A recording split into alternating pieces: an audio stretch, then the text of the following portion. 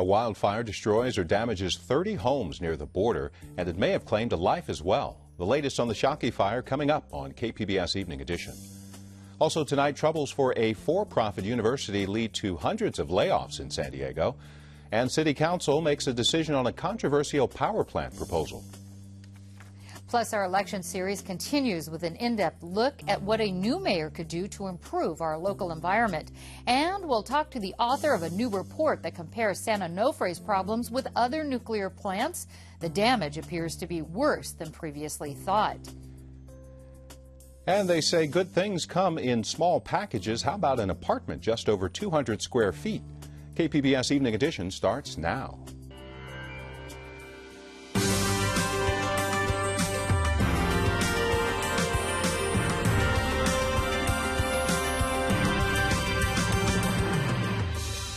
KPBS Evening Edition is made possible by Joan and Erwin Jacobs and by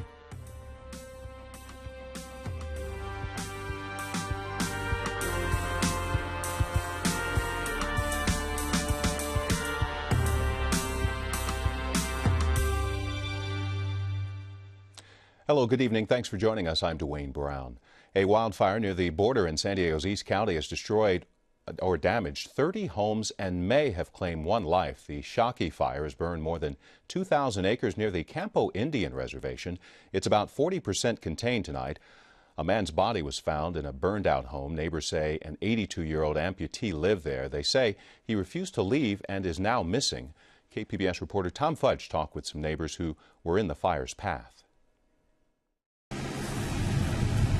The fire headed east from Campo when it engulfed the tiny community of Tierra del Sol. Stuart Mills said when the fire approached his family's home, his father was in the house, and he got out just in time. So he shut off the propane and watered down the house and then got a few personal items and got out of here. And within 20 minutes, this whole area was up in flames. Others were luckier. Donna Tisdale lives 2 miles west of Tierra del Sol, but she said her home and that of her son were spared even though the fire flew through the area at what she called amazing speed. She responded emotionally as she viewed the burned down homes. It's heartbreaking. I didn't cry yesterday. I cried this morning, and I'm gonna cry again now. It's devastating. Devastating. 8 people in the area used an evacuation center last night set up at Mountain Empire High School. When they say, okay, green light, it's safe, go in, then we'll go in and assist. Mike Moeller of CAL FIRE said the 600 firefighters battling the blaze were hoping for some help from Mother Nature. If the weather stays on our side today, this will be a big day for us to turn the corner on the fire. The cause of the Shockey fire is still under investigation. KPBS reporter Tom Fudge. About 15 outbuildings have also been damaged. We will bring you updates on the fire as they happen on Evening Edition and online at kpbs.org. San Diego City Council has voted to effectively kill a controversial power plant project near Mission Trails Regional Park.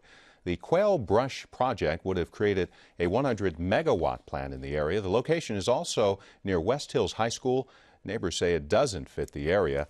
City Council rejected a request to alter the community plan, but it's not the final word. The California Energy Commission can override the council if it decides the project is in the public's interest. An Energy Commission representative said the city's objections would be taken into account when a decision is finally made. Two Marines will be court-martialed for allegedly urinating on the bodies of Taliban fighters in Afghanistan. The men are non-commissioned officers stationed at Camp Lejeune.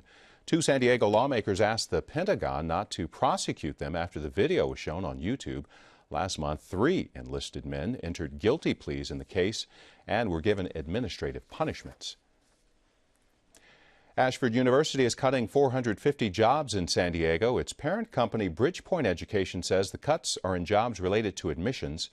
Earlier this year, Ashford was denied accreditation and faces a class action lawsuit filed on behalf of its shareholders. It claims Bridgepoint didn't disclose problems with Ashford over the past year. Ashford says it's reorganizing staff at its locations in San Diego and Denver. A Senate Nuclear Committee recently received a report looking at the steam generator problem at San Onofre. Peggy Pico finds out what's in the report and its likely repercussions on the North County facility. San Onofre went offline in January after accelerated tube wear was discovered inside Unit 2 and 3 steam generators. A small radiation leak was also found. Southern California Edison will present federal regulators with a report detailing the root causes of the tube wear in early October. In the meantime, a new report finds damage to the steam generators at San Onofre is worse than previously thought. Joining me is the co-author of that report, Daniel Hirsch, president of the Committee to Bridge the Gap, a nuclear policy organization. He also lectures on the issue at UC Santa Cruz. Daniel, thanks for being here today. Thank you for having me. Your report compared the problems at San Onofre to other nuclear power plants throughout the country. What did you find? We found that there were 400 times as many damaged steam generator tubes as in the typical reactor with new steam generators in the country. We found that there were 1,000 times as many indications of wear as the typical reactor. 1,000? 1,000 times as many. And in terms of numbers of plugged tubes, the number for a typical reactor is 0. And there are hundreds of plugged tubes at San Onofre. So these are very, very sick reactors. You asked for this data and had to find it on your own. Just tell me briefly how you compiled the data. We asked the NRC, and they said they didn't have it. So we then went through every inspection report for every new steam generator in the country, which is something they should have done. All right. I want to let viewers know before we go on that we did ask Southern California Edison to join us today, and they did decline. So coming back to your report was recorded at the U.S. Senate committee hearing. Senator Boxer also met with nuclear regulators and asked them to read it. Is this what you hoped for your report, or do you want it to go even further? I think it needs to go further. We're going to have a request for restarting Unit 2 from San Onofre coming in the next few weeks. It's one of the most important decisions for Southern California. And these data and other data need to be considered before that decision is made. And that means really there ought to be a full evidentiary hearing, which both Edison and NRC are resisting. Remind us what the tube generators do, why they were important, and what actually caused the shutdown. They're critical devices. They are designed to remove heat from the core so it doesn't melt down, and to prevent radioactivity from getting out into the environment. And if those tubes burst, you can both lose cooling and you can have this released directly to us. So they can't be damaged. They cannot be functioning as a condition that they pose a risk of bursting.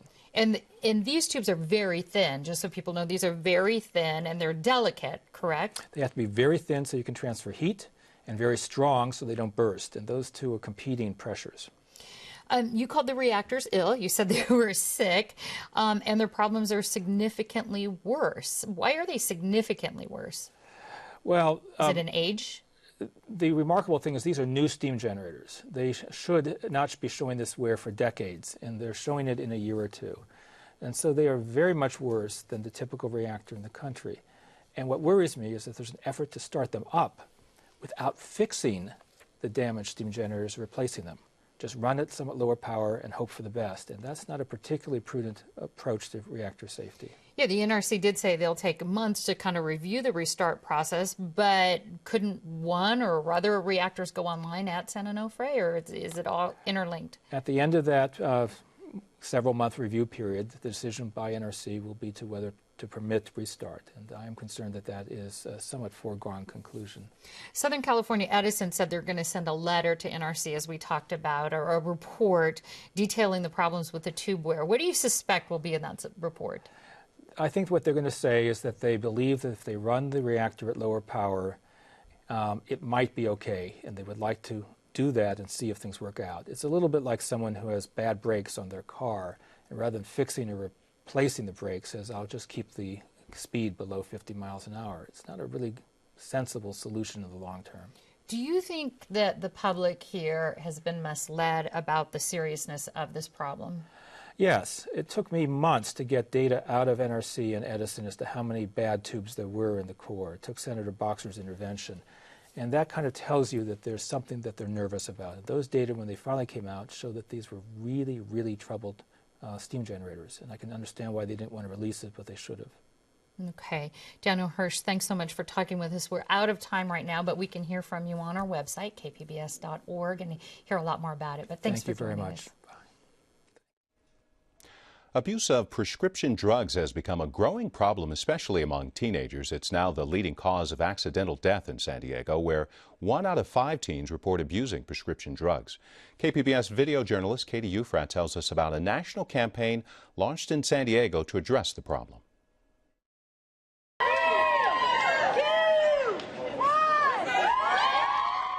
Before the first bell rang at San Diego High today, students handed out T-shirts, plastered messages on lockers and cars, stuck signs all over the school lawns, and hung banners from the walls. They were sending one clear message to their peers. Pain management physician Laura Brown started the Wake Up Now campaign after seeing the abuse of drugs she prescribed. Once these kids become addicted, there's no cure for addiction. It's a lifelong battle. The only real cure to this problem, the only real cure to this epidemic in this country right now, I believe, is through prevention and through prevention of first-time use. And that's why we're here. That's why we're here in the high schools. We have a presence in the school for about a month. We actually take over the school, which is what you saw this morning. It's hard for any student on this campus to miss the message that we have. Along with the school takeover this morning, students will attend an interactive multimedia assembly where they'll meet Aaron, a student left paralyzed by his abuse of prescription drugs. Aaron overdosed on Oxycontin in 2005, and as a result of that, he is now a quadriplegic, and he actually was in a coma for 3.5 weeks. We were planning his funeral, then they changed the antibiotics up, and he started to open his eyes. Aaron's mother, Sherry, believes her son was spared for a higher purpose. I don't take that blessing lightly, and I believe that Aaron is here to be able to show students, families, communities that the abuse and misuse of prescription drugs can alter your life devastatingly. A grant from San Diego-based Millennium Laboratories funded today's launch. Wake Up is heading to other San Diego high schools next, and then to high schools all over the country to spread a message that Aaron embodies. So Aaron, if you could go back in high school, would you choose to ever have taken prescription pills? 1 for yes, 2 for no. No. By the way, this Saturday is San Diego's next prescription drug take-back day. Go to sdsheriff.net to find your nearest site or drop-off box where you can, of course, dispose of your unwanted prescription medications. 24 San Diego trolleys are headed to South America. They're being sold to the city of Mendoza, Argentina for about $5 million. San Diego is phasing out the old trolleys in favor of new models with low floors for disabled passengers. San Diego is trying a different going green approach as well to keep bike riders safe. Bright green diagonal lines on part of a bike lane on Montezuma Road. A bicyclist was killed there last April. The idea is to create more awareness of bike lanes. The city plans to add more green lanes wherever they're needed.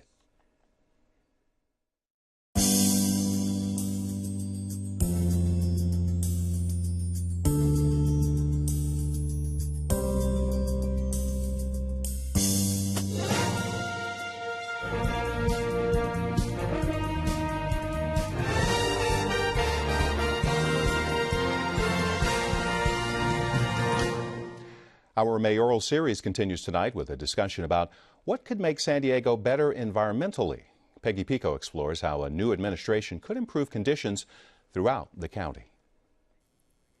In just a few weeks, San Diego voters will select a new mayor, regardless of who wins the election. Our question tonight is, what could San Diego's next mayor do to make our environment better?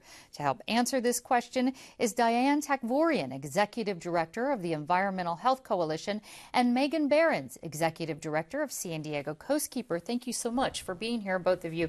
Megan, first question to you is, what do you think is the #1 issue when it comes to environmental concerns in San Diego the new mayor needs to handle? Yeah, in San Diego, our biggest water pollution problem is urban runoff, and that has to do with how very populated and developed this area is. So managing that ongoing development in a good way with environmental practices, low impact development, is really going to help reduce pollution in our region. How about you, Diane? What would be the #1 issue for you? Well, Environmental Health Coalition is an environmental justice organization. That means we're concerned about where pollution's the worst, and that's generally in low-income communities south of Interstate 8. And there we have water quality problems, but the biggest issue is air pollution. And so we have air pollution from mobile sources, from all the freeways that go through the communities there, as well as from what they call stationary sources, the industries that are there. We also have a port that has many big diesel trucks that are coming in and out of the communities, and those cause a lot of air pollution and therefore asthma and other respiratory diseases. Megan, we're going to come back to these specifically, but Megan, now the local government does not have control over certain issues when it comes to the environment. What can they control here? Sure. San Diego Coastkeeper works with all of the decision makers in this region that have overlaying jurisdictions. But one of the things that we're very conscious about doing is going to City Council and talking to the mayor's office about the environmental impacts in our city. And one of the things I know is coming up for the city is a lot of development, a lot of infrastructure decisions. And by increasing the amount of water that we let percolate back down into the system rather than sheeting off of asphalt and concrete on the freeways and on the streets, we're really going to have a big impact on environmental and human health. Water conservation is huge here in San Diego, always an ongoing issue as well as the cost. Is that something that's also part of the debate? It is. It's an important conversation piece. And we saw when the city put into place some incentives for people to conserve, they actually did. We reduced our water use here significantly. Unfortunately, some of the economic incentives for the utilities aren't in line with that. But making sure that we're making personal decisions and things like the city has a rebate system for putting in rain barrels in residential areas, that's a really important neighborhood level incentive that the city can help us use to make it possible for people to make those decisions in their daily lives. Yeah, it's very hands-on daily life, as you said. Diane, how receptive is City Hall to these local environmental issues like air pollution? San Diego has a mixed record. There's some areas where we've led, but there's many, many others where we can improve. So we really are looking forward to a new administration that will take these issues much more seriously. There are ways like with green energy. There's an issue on the City Council docket today, actually, that will make a decision about whether there's a new polluting power plant. There's a land use decision that has to be made, as well as one about where are we going to get our energy in the future. And our vote is for green energy, renewable energy that can be on people's roofs, can be part of business revenue, but not another polluting power plant. So those are the kinds of decisions that will be important for the city going forward, and those will signal where the city wants to be in terms of their leadership on environmental issues. Let's talk about where we are right now. Megan, what is City Hall doing right for our environment right now? Well, the city has a good record of talking to the environmental groups about the issues that we're in alignment on. Where we might fall down a little bit is where we come to loggerheads and have opposing viewpoints. So it's really important that moving forward we have somebody on staff in City Hall who's devoted to environmental issues. There's some serious, there's some big decisions coming down the pike in the next year or 2 years. Things about how we manage our resources. Diane mentioned renewable energy, and that's really important. We have renewable water resources here as well in our wastewater treatment facility that could be turned into drinking water. We could bring 100 million gallons of water per day back into our drinking system, a local supply. And that's a decision that the city needs to make and say, yep, it's important that we secure our economy and our security of water and not always import all of our resources. Some good ideas. Unfortunately, we are out of time, so there's a lot more information, and we can hear from you on our website, kpbs.org. Otherwise, thank you both so much for talking with us tonight. It was a pleasure. Governor Jerry Brown has signed a bill to change how San Diego County's political lines get drawn. It would be left to a panel of retired judges. Redistricting is done once a decade based on the U.S. Census. San Diego supervisors drew their own districts this year. If voters approve the new proposal, retired judges will handle the task next time around. Governor Brown also signed a bill allowing same-day voter registration. Beginning in 2014, Californians will be able to register to vote right up to Election Day. Reaction to the bill splits on partisan lines. Democrats say it will mean more voter participation. Republicans say it opens the door to potential fraud. Another bill on the governor's desk would allow self-driving cars on California highways. Google lobbied for the bill. The company has developed a computer-controlled car. It uses video cameras, radar, and lasers to drive in traffic. GPS technology lets it navigate. Google says it's logged 300,000 miles on the cars without an accident. Google is also getting some competition in the mapping business. Apple is replacing Google Maps with its own app for iPhones and iPads. But does it work? The story from Mark Hambrick of the Associated Press. Apple's newest update of its iPhone and iPad operating system is drawing the wrath of some consumers. At issue is replacement of the popular Google Maps software with Apple's own application. We're seeing a lot of complaints from people who've updated to the Apple app and saying it doesn't find the right addresses and things like that. So right now it's mostly a downside. You also don't get Street View in the Apple app. Some early upgraders report the maps produced by the new Apple application leave out information they'd get from Google and misplaces points of interest. But not everyone is up in arms over the new mapping app. Great thing. Google Maps is a freaking nightmare. I don't know what Google did. I mean, at first Google was great, and then they just dropped the ball. Oh, I love it. As a matter of fact, I love this upgrade. I mean, I think it was a very smart upgrade. So I didn't like, like the Google Maps, the application that was before. It was like, to me, it was obsolete. The switch to an Apple-branded mapping solution was years in the making, as Apple has seen increased competition from Google's Android-based phones. I think the background here is that Apple and Google are locked in a blood feud over phones. Basically, Apple sees its main competitor as being phones that run Google's Android software. And it's natural for it not to want to have this crucial application on its iPhone supplied by Google. The uproar came just hours before Apple was scheduled to release its new iPhone 5, its flagship product. The new iPhone and software upgrade come with Apple's Map app as the default selection. But Google is making its familiar Map software available as an app that users may opt to download. Mark Hambrick, The Associated Press. San Francisco is considering a move to put more apartments into less space by shrinking them as small as 220 square feet. The micro units are expected to rent for $1,200 to $1,700 a month, where the average studio apartment goes for more than $2,000 a month. Supporters say the tiny apartments are a cheaper option for single folks in San Francisco. Opponents say families need help, and they say fitting more units into less space could be a strain on city services.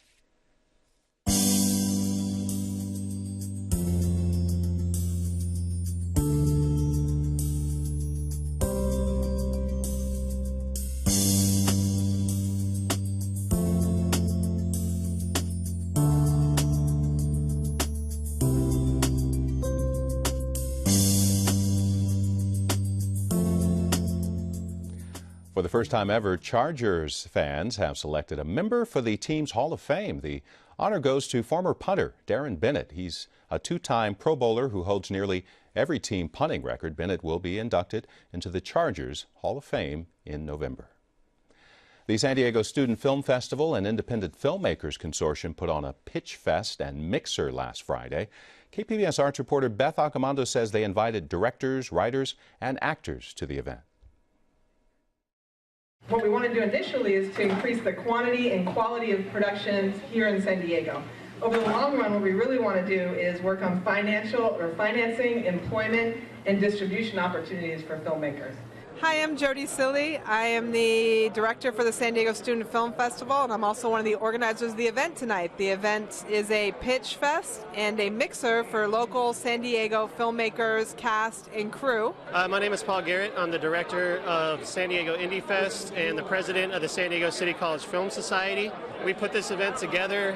This is probably a year and a half in the making now to really put the infrastructure together for this to happen. Well, we're at least plus 200 because we moved into our third batch of name badges. Inside the auditorium, there's a pitch fest happening. People are getting up, talking about their ideas, and then we're going to run a bunch of local trailers on a 20-minute loop for the rest of the night. My name is Martin Gomez. I just pitched my comedy short to all these lovely people here today. My name is Lloyd Frazier. And a very close fellow actor friend told me about this tonight, and I figured it was a great opportunity to network in San Diego. Film is a collaborative art form. You need groups of people to be able to produce things. In order to produce higher quality, higher scale things, you need more people and larger resources. And that's what this is starting to do. This is very overwhelming with the amount of people that have shown up, and it's only going to get better from here because we're just going to keep plugging away. This isn't the end yet, so this is just the beginning.